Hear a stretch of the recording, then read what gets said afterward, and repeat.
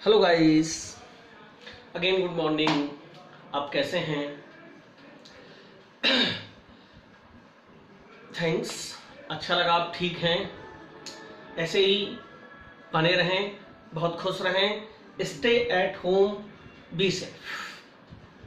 आज हम continuous classes में सॉलिड स्टेट का लास्ट टॉपिक लेंगे, इलेक्ट्रोमैग्नेटिक प्रॉपर्टीज ऑफ सॉलिड्स।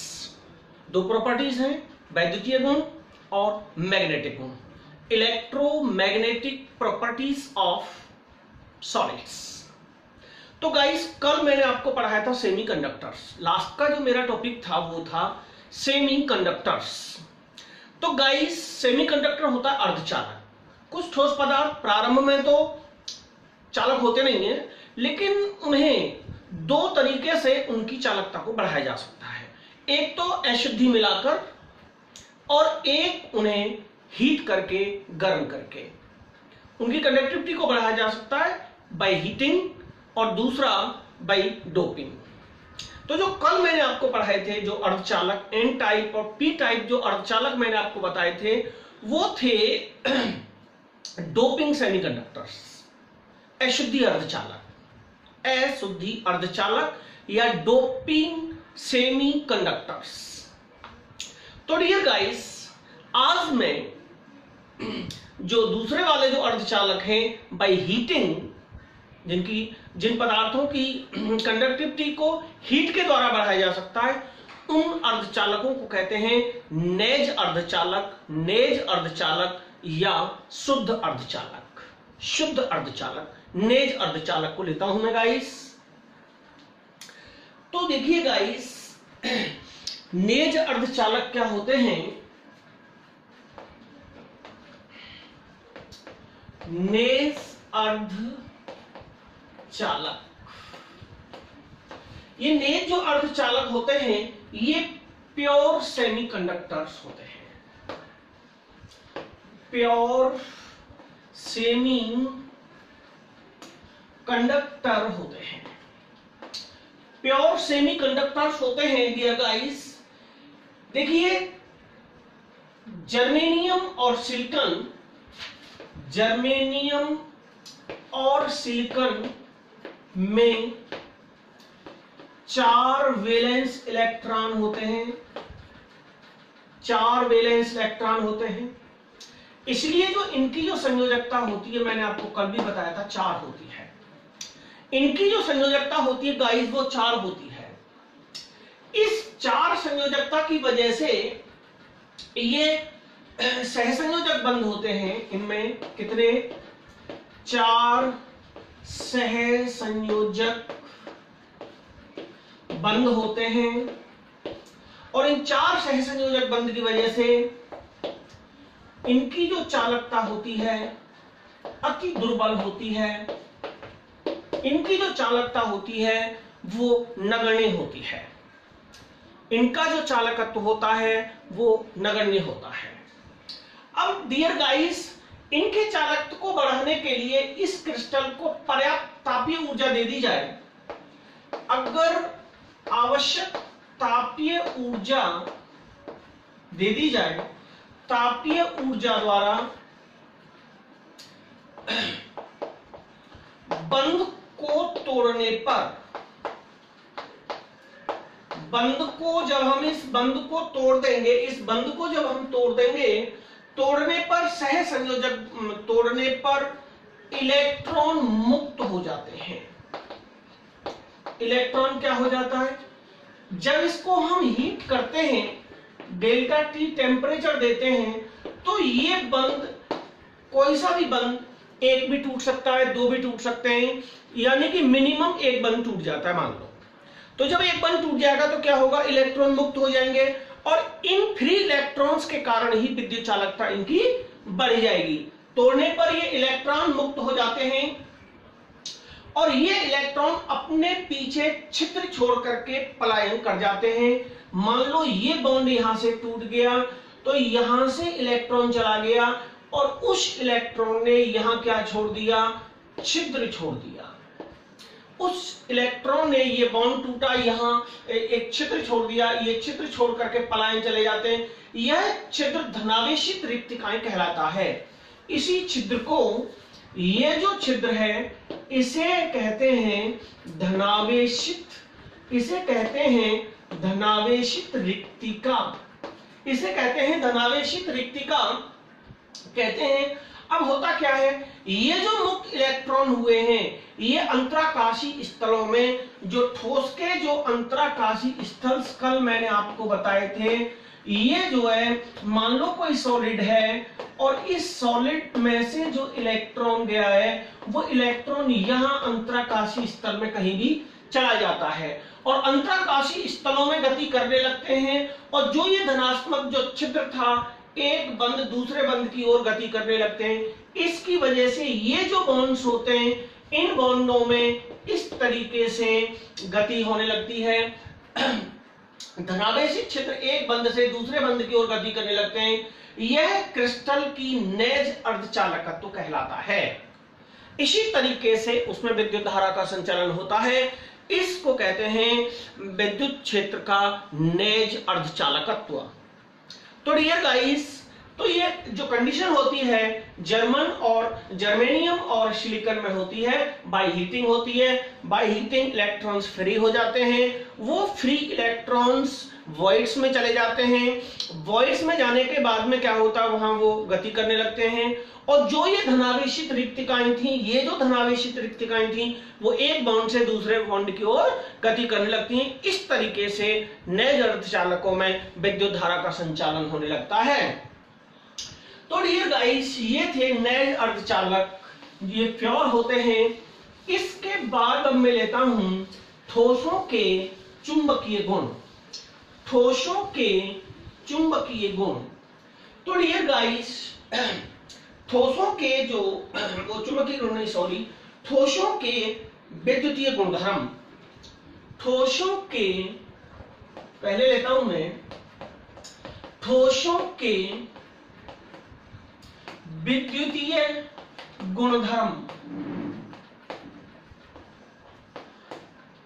ठोसों के विद्युतीय गुणधर्म, देखिए कुछ ठोसों में विद्युत चालकता आसानी से प्रवाहित हो जाती है, कुछ ठोसों में विद्युत चालकता प्रवाहित नहीं होती, और कुछ में बहुत अधिक होती है।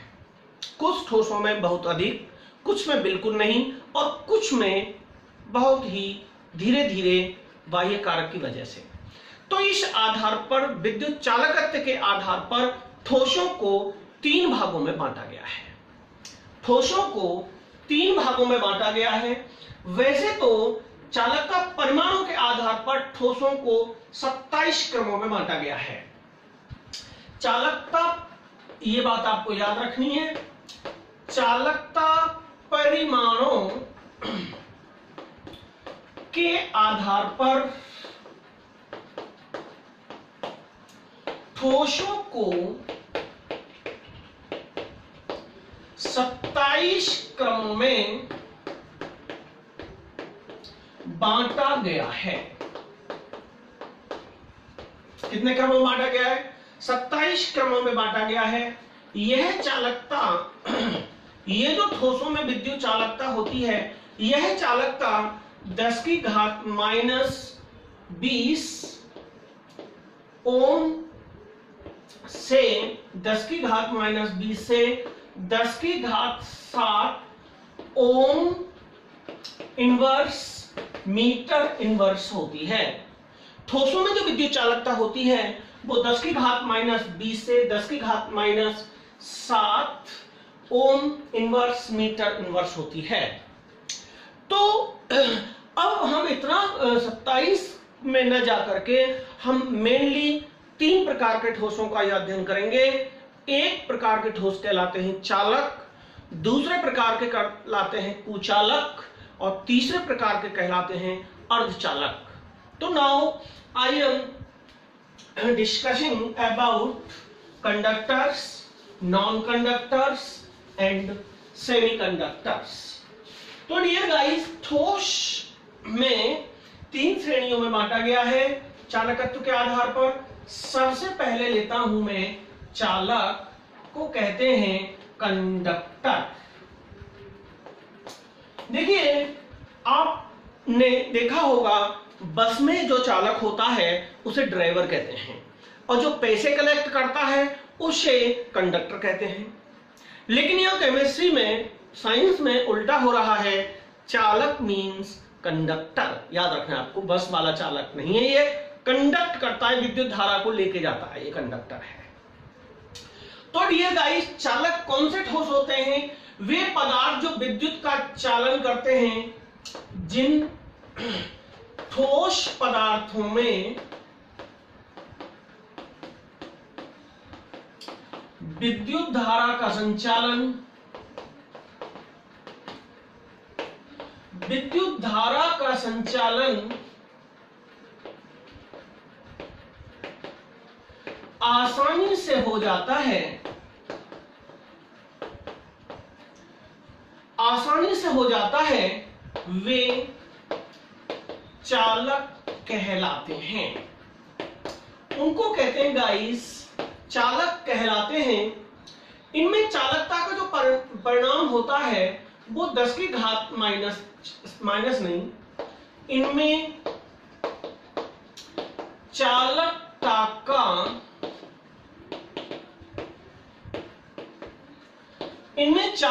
का जो परिमाण होता है, चालकता का जो 10 की घात 4 से 10 की घात 4 से 10 की घात 7 ओम इनवर्स मीटर इनवर्स होता है। आपसे कोई पूछे चालकता की इकाई क्या है तो आप कहेंगे ओम इनवर्स मीटर इनवर्स। तो ध्यान रखना है आपको, विद्युत की अच्छी चालक होती है, ठीक है ना। तो गाइस ये भी जो चालक होते हैं, मैं आपको यहां थोड़ा सा वर्णन कर देता हूं। ये भी दो प्रकार के होते हैं पुनः। एक होते हैं इलेक्ट्रॉनिक चालक और एक होते हैं आयनिक चालक। इलेक्ट्रॉनिक जो चालक होते हैं इनमें विद्युत धारा का संचालन इलेक्ट्रॉनों के द्वारा होता है। ये ठोस होते हैं, इनमें विद्युत धारा का संचालन इलेक्ट्रॉनों के कारण होता है। ये गाइस द्रव होते हैं या ठोसों के द्रव होते हैं। इनमें जो विद्युत धारा का संचालन होता है वो आयन के द्वारा होता है। प्लस और माइनस, इनमें विद्युत धारा का संचालन आयनों के द्वारा होता है, इनमें विद्युत धारा का संचालन इलेक्ट्रॉनों के कारण होता है। यहां मैं इसको आगे डिस्क्राइब करूंगा। तो डियर गाइस, ये हो गए हमारे चालक। इसके बाद में आता है कौन? कुचालक, जिसे बैड कंडक्टर कहते हैं। दूसरा आता है गाइस नंबर 2 कुचालक। कुचालक को कहते हैं बैड कंडक्टर। वे पदार्थ जो अपने में से विद्युत को प्रवाहित नहीं होते। जिन पदार्थों से होकर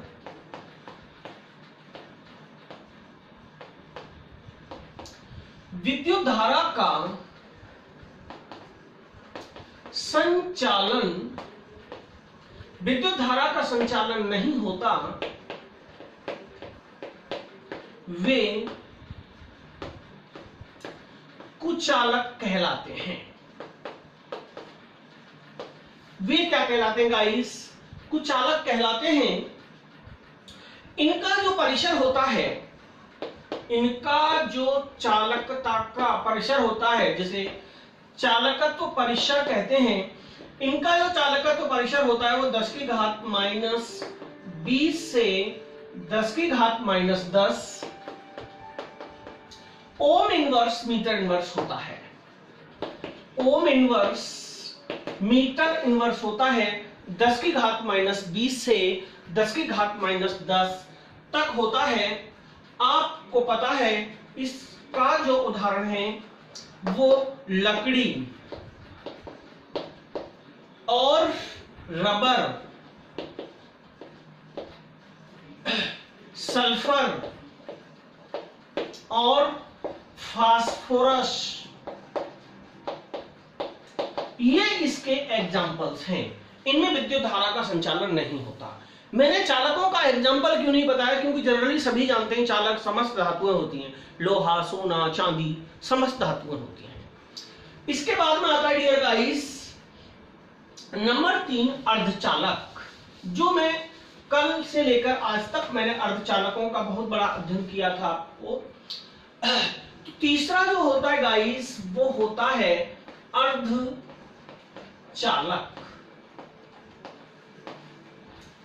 सेमी कंडक्टर्स। ये क्या होते हैं? अर्धचालक क्या होते हैं? इनकी चालकता दोनों के मध्य होती है। इनकी चालकता चालक एवं कुचालक दोनों के मध्य की होती है।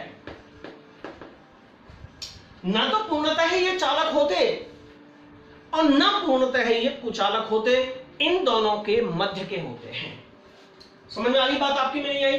दोनों के मध्य के होते हैं। इनकी जो चालकता का क्रम है वो 10 की घात -6 से 10 की घात 4 ओम इनवर्स मीटर इनवर्स तक इसका ये चालकत्व परिसर होता है। तो याद रखना, ताप बढ़ाने पर धात्विक चालक जो होते हैं, जो ठोस चालक होते हैं, ये आपको याद रखना है। ताप बढ़ाने पर धात्विक चालकों, जो इलेक्ट्रॉनिक चालक होते हैं, धात्विक चालकों का चालकत्व घटता है। इसका कारण क्या है गाइस? इसका कारण यह है कि जो धात्विक चालक होते हैं, मैंने अभी कहा था, उनमें विद्युत धारा का संचालन इलेक्ट्रॉन करते हैं। अगर हम टेम्परेचर बढ़ाएंगे तो जो इलेक्ट्रॉन है ना, वो अपना प्लेस चेंज नहीं करेगा, अपने स्थान से दूसरे स्थान पर नहीं जाएगा, वही वाइब्रेशन करना लगेगा अपने अक्ष के ऊपर नीचे, अपने अक्ष के परितः वो वहीं के वहीं कंपन करने लगेगा, जिससे चालकत्व घट जाएगा। तो ध्यान रखेंगे, ठोस चालकों का विद्युत चालन टेम्परेचर बढ़ाने से घट जाता है। तो ये था डियर गाइस। अब मैं इनका आपको बताता हूं बेन सिद्धांत। बेन सिद्धांत बताता हूं, ये बहुत आता है। बेन सिद्धांत एग्जाम में पूछ लिया जाता है।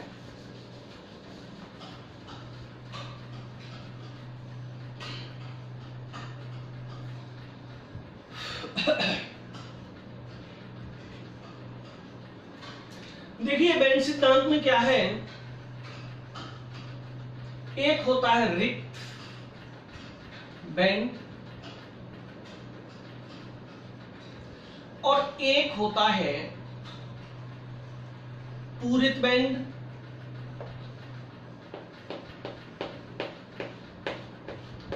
एक होता है रिक्त बैंड, एक होता है, ये बता रहा हूं मैं आपको, बेन सिद्धांत के आधार पर पूछ लिया जाता है। बेन सिद्धांत के आधार पर चालक, अर्धचालक और कुचालक को समझाइए। तो आपको याद रखना है, अगर इसे कहते हैं अतिव्यापित बैंड, इसे कहते हैं रिक्ति बैंड और इसे कहते हैं पूरित बैंड, पूर्ण पूरित। अगर रिक्ति बैंड और ये दोनों बिल्कुल पास पास होते हैं, ये जो दूरी है इन दोनों के बीच में नगण्य होती है, तो उसे कहते हैं, याद रखना, चालक। उसे कहते हैं चालक। अब जो अर्धचालक होते हैं, उनमें इन दोनों की जो फॉरबिडन जो डिस्टेंस होती है, ये जो दोनों के बीच की जो दूरी होती है,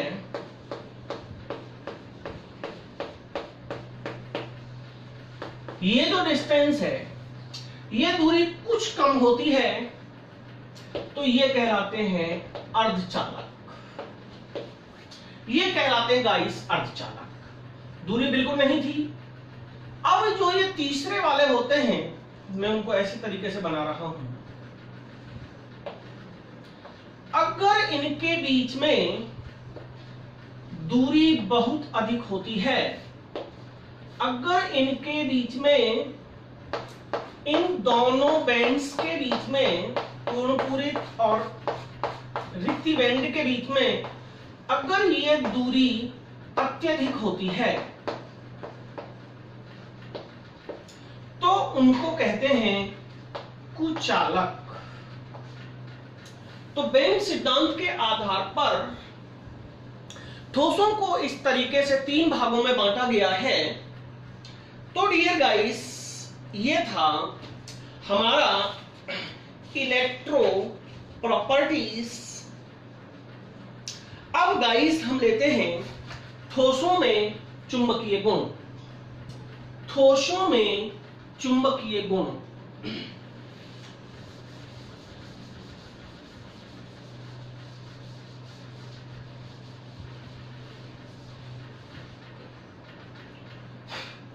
ठोसों में चुंबकीय गुण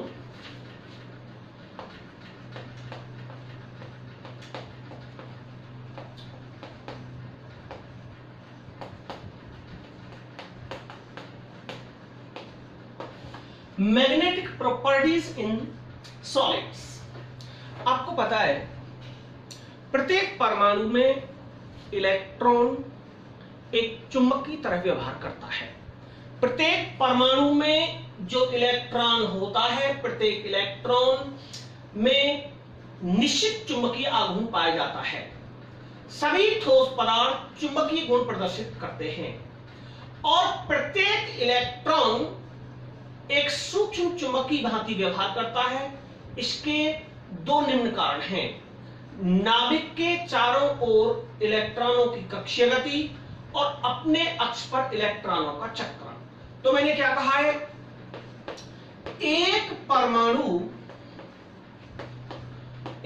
परमाणु में प्रत्येक इलेक्ट्रॉन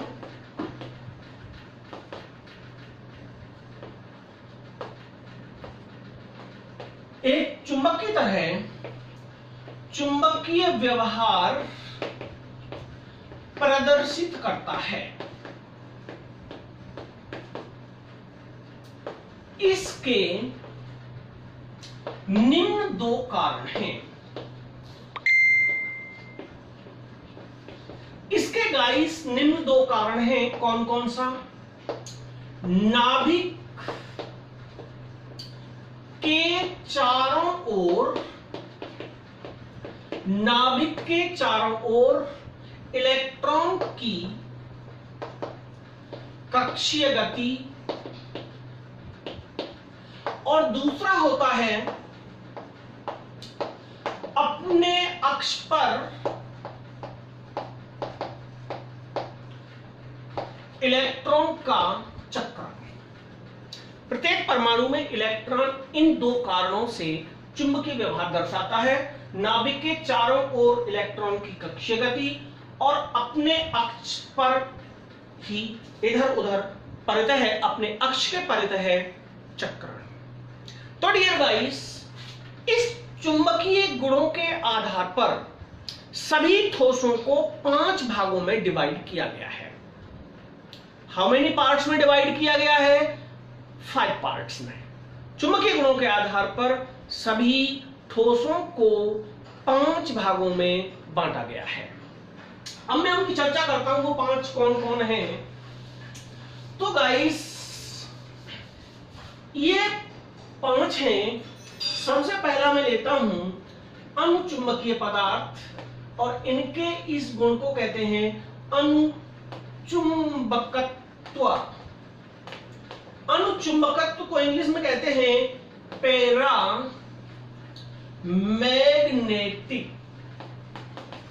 पैरामैग्नेटिक अनुचुंबकत्व।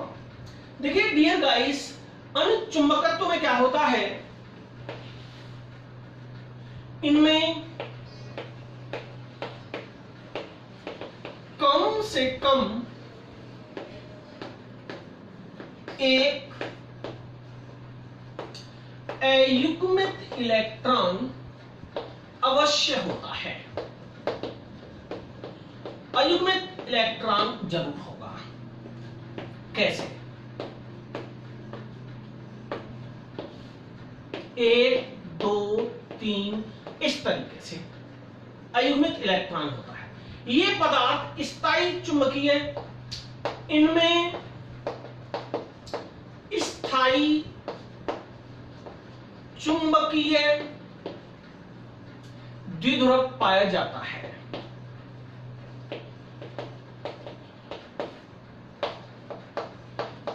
कौन सा पाया जाता है? स्थायी द्विध्रुवीय चुंबकीय। ये चुंबकीय क्षेत्र द्वारा आकर्षित होते हैं। ये चुंबकीय क्षेत्र द्वारा आकर्षित होते हैं। ये चुंबकीय क्षेत्र द्वारा आकर्षित होते हैं। इनमें द्विध्रुव पाया जाता है और ये चुंबकीय क्षेत्र की अनुपस्थिति में अपना चुंबकत्व खो देते हैं। ये याद रखना है, चुंबकीय क्षेत्र की अनुपस्थिति में अपना चुंबकत्व खो देते हैं। अपना चुंबकत्व खो देते हैं। तो ये इसमें याद रखना है, कम से कम एक अयुग्मित इलेक्ट्रॉन होगा, इनमें स्थायी चुंबकीय द्विध्रुवागम होगा, चुंबकीय क्षेत्र द्वारा आकर्षित हो जाते हैं और अगर इनको चुंबकीय क्षेत्र से बाहर ले जाते हैं तो अपना चुंबकत्व खो देते हैं। देखिए, चुंबकीय क्षेत्र द्वारा आकर्षित होते हैं, इसको मैं आपको एक डायग्राम के द्वारा बना के समझाता हूं कैसे आकर्षित होते हैं। देखिए, चुंबक के दो सिरे होते हैं, आपको पता है। एक होता है नॉर्थ, एक होता है साउथ। तो देखिए, इधर सपोज दो चुंबक दंड है हमारे पास, इधर हमारे पास एक चुंबक का एन सिरा है, इधर हमारे पास एक चुंबक का साउथ सिरा है। डियर गाइस, ये यहां पर वो ठोस पदार्थ रखा है जिसको अभी हम बात कर रहे थे, अनुचुंबकत्व। ये क्या करता है? चुंबकीय क्षेत्र को अपनी ओर इस तरीके से, मान लो ये इन दोनों के द्विध्रुव है, बीच का है, तो इस तरीके से ये चुंबकीय क्षेत्र को इस तरीके से अपनी ओर खींच लेता है। याद रखना, इस तरीके से ये अपनी ओर अट्रैक्ट करता है। इस तरीके से ये अट्रैक्ट करता है। जो अनुचुंबकत्व जहां होगा, अनुचुंबकीय पदार्थों इस तरीके से चुंबकीय बल रेखाओं को अपनी ओर ऐसे करके इंटरैक्ट करते हैं, आकर्षित करते हैं। इस तरीके से ये अनुचुंबकीय पदार्थ होगा। अनुचुंबकीय पदार्थों के लिए आवश्यक होता है कि इनमें अयुग्मित इलेक्ट्रॉन होते हैं। एक अयुग्मित इलेक्ट्रॉन कम से कम होगा, ज्यादा कितने भी हो जाएं। ओके, अब हम लेते हैं नंबर, इसका एग्जांपल। ये कौन कौन से पदार्थ होते हैं अनुचुंबकीय? जैसे O2, Cu2 positive, Fe3 positive, TiO, Ti2O3, CuO and VO2, ये सभी अनुचुंबकीय पदार्थ हैं। ये सभी अनुचुंबकीय पदार्थ हैं। मैं थोड़ी देर बाद सिद्ध करके दिखाऊंगा कि ये किस तरीके से अनुचुंबकत्व दर्शा रहे हैं फॉर्मूला के द्वारा। अब मैं लेता हूं नंबर 2। नंबर 2 है गाइस, नंबर 2 प्रतिचुंबकीय पदार्थ।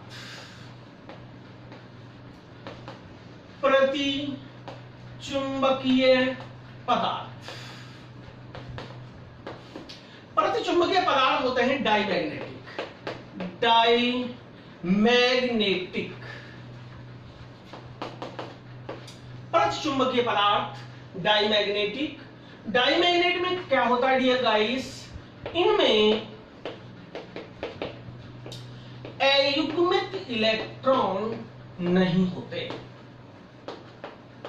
इनमें अयुग्मित इलेक्ट्रॉन कतई नहीं होते। ये चुंबकीय क्षेत्र में दुर्बल रूप से प्रतिकर्षित होते हैं, ये चुंबकीय क्षेत्र में प्रतिकर्षित होते हैं, प्रतिकर्षित होते हैं। इनमें अयुग्मित इलेक्ट्रॉन नहीं होते। इनका जो उदाहरण है NaCl, H2O, बेंजीन आदि, ये इसके उदाहरण हैं। क्योंकि इनमें समस्त अयुग्मित इलेक्ट्रॉन होते हैं, चुंबकीय आघूर्ण आपस में निरस्त हो जाता है। देखिए इनका जो चुंबकीय आघूर्ण होता है वो शून्य क्यों होता है, क्योंकि इनमें ये जो इलेक्ट्रॉन्स हैं वो सभी कक्षक पूर्ण पूरित होते हैं। तो क्या होता है, एक बार +1/2, दूसरी बार -1/2, +1/2, -1/2, तो क्या हो जाएगा, इनका जो चुंबकीय आघूर्ण है वो एक बार प्लस का, एक बार माइनस का है, और वो सब बराबर के हैं, पेयर्ड हैं, तो चुंबकीय आघूर्ण निरस्त हो जाता है। इसलिए आपको याद रखना है इनका जो चुंबकीय आघूर्ण होता है वो शून्य होता है। इनका जो चुंबकीय आघूर्ण शून्य होने का मुख्य कारण क्या है, क्योंकि इनमें अनपेयर्ड इलेक्ट्रॉन, अयुग्मित इलेक्ट्रॉन नहीं होते। समझ रहे हैं भाई, अयुग्मित इलेक्ट्रॉन गाइस नहीं होते। अब देखिए ये आपकी समझ में आ गया होगा। अब मैं लेता हूं नंबर 3, लौह चुंबकत्व। नंबर 3 होते हैं लौह चुंबकत्व। लौह चुंबकत्व, लौह चुंबकीय पदार्थ ये कहलाते हैं फेरोमैग्नेटिक।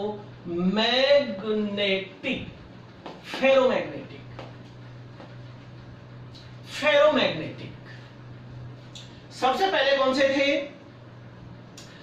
पैरामैग्नेटिक थे, दूसरे डाईमैग्नेटिक थे, तीसरा है फेरोमैग्नेटिक। इसका याद रखिए डियर गाइस, लोहा Fe इसका बेस्ट उदाहरण है।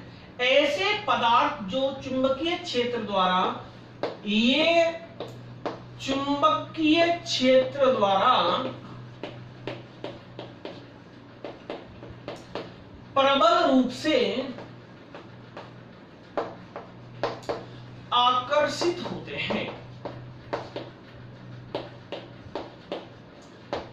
प्रबल रूप से आकर्षित होते हैं, और चुंबकीय क्षेत्र हटा लेने पर भी स्थायी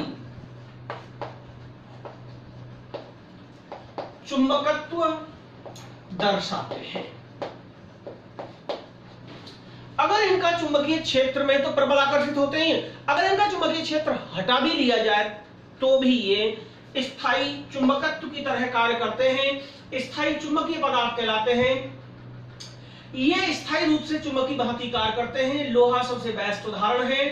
और लौह चुंबकीय जो पदार्थ हैं इनमें सभी इलेक्ट्रॉन जो होते हैं वो अनपेयर्ड होते हैं, सभी का जो चक्रण होता है एक ही दिशा में होते हैं और अयुग्मित होते हैं।